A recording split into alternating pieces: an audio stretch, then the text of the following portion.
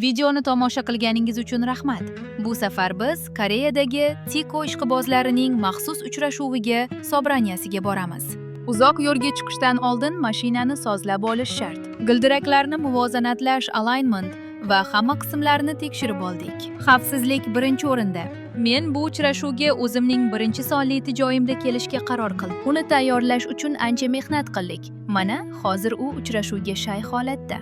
Koreyada Tiko ishqibozlari uchrashuviga yo'lga chiqdik. Yo'l-yo'lakay to'xtab, dam olib, mashinalarni yana bir bor ko'zdan kechirib oldik. Mana, hozir yana yo'lga tushyapmiz. Mana, yo'ldamiz.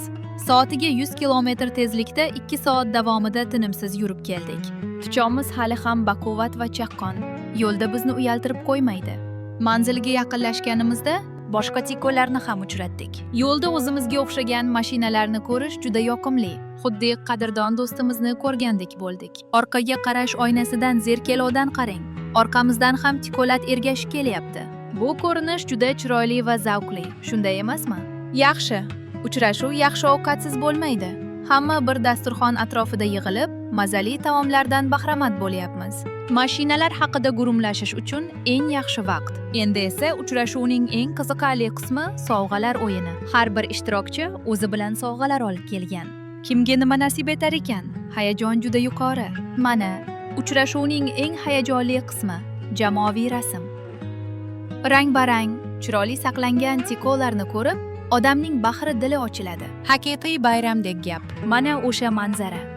Turli rangdagi tikolarning bir joyda to'planishi bu haqiqiy san'at. Bu rasm uchrashuvimizning eng go'zal esdaligi bo'lib qoladi.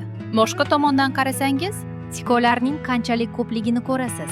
Har birining o'z tarixi va o'ziga xos uslubi bor. Hammasi juda ajoyib. Suv bo'yidagi bu manzara odamga tinchlik bag'ishlaydi.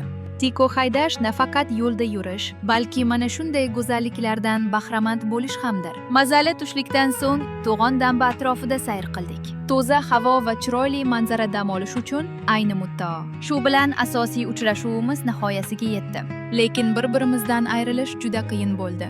Shuning uchun yaqin orada yana kichikroq uchrashuv o'tkazishga kelishib oldik. Tiko bilan do'stlik hali davom etadi.